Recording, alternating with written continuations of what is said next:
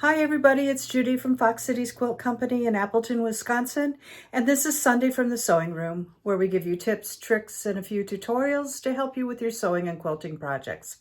If you like our videos, please tell a friend and hit that subscribe button below. Today, we're still going back to the basics, and I'm going to keep teaching you basic blocks.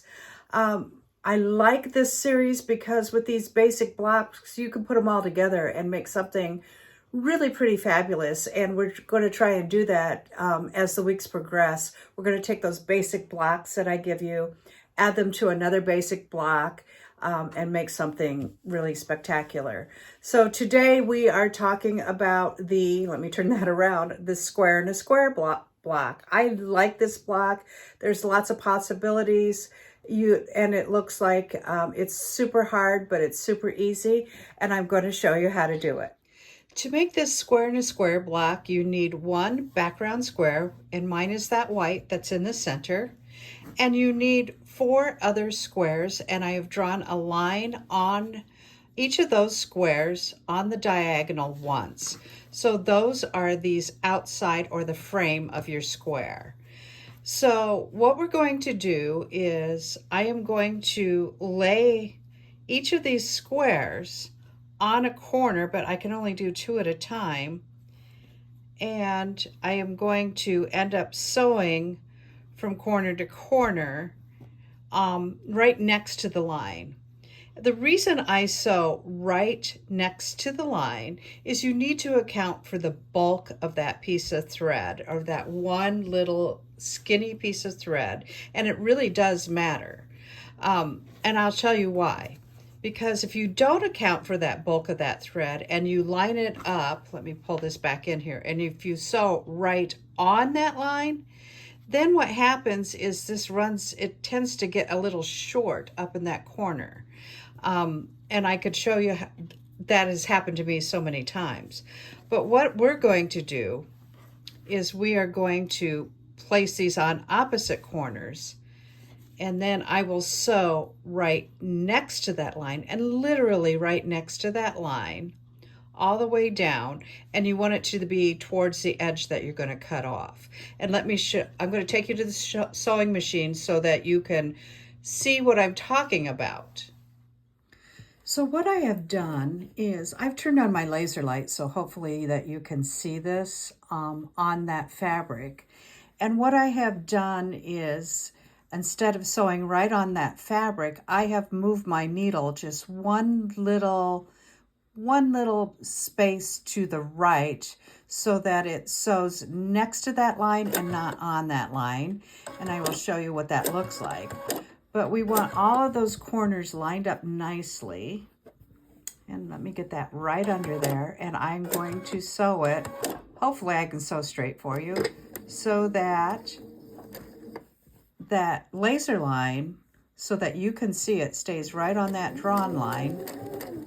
And I'm going to go slowly so I make sure that I do that correctly. And I am going to keep that laser line right on there till I go all the way off the edge. And so that you can see that my stitch line is right next to that drawn line.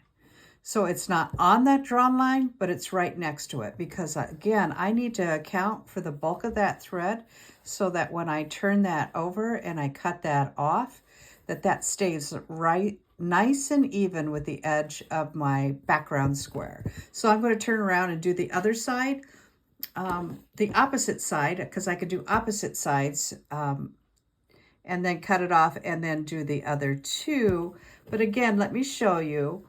I am not sewing right on the drawn line. I am sewing right next to that drawn line so that I can account for the bulk of my thread when I do this flip and press it open. Let me see how good I did this time. My thread. And again, I'm pretty close here. See, that's right on the drawn line, but this is really right here where I want to be, which is right next to that drawn line. Now I'm going to go ahead and I hope I don't have too much glare here. And I am going to cut this off. Let me turn this so you can see it. Okay, so I laid my ruler, oops, and I did a very poor cutting job.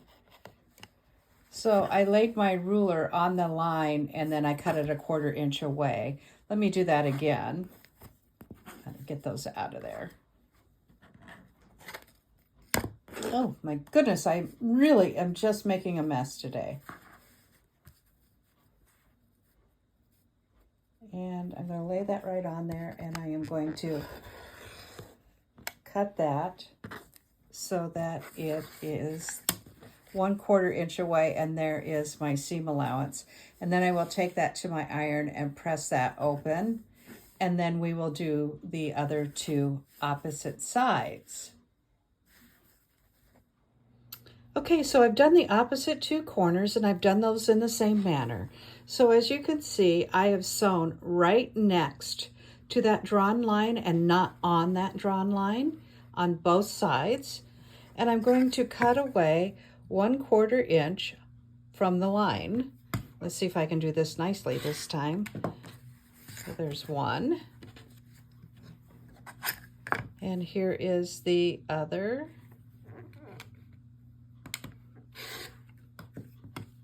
Okay, so now as you can see, because I have accounted for the bulk of that thread, when I flip that open, it is nice and even with the edge of my fabric.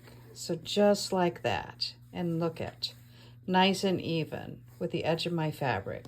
So that's what this looks like when you press it out. So also when you press that out, keep in mind that yes, this is 1/4 inch away, but that's your seam allowance. So that when I turn this over, and I'm always talking about this, is you get that intersection. And that intersection is your roadmap to not lose your points. Let's see if you can see that right there.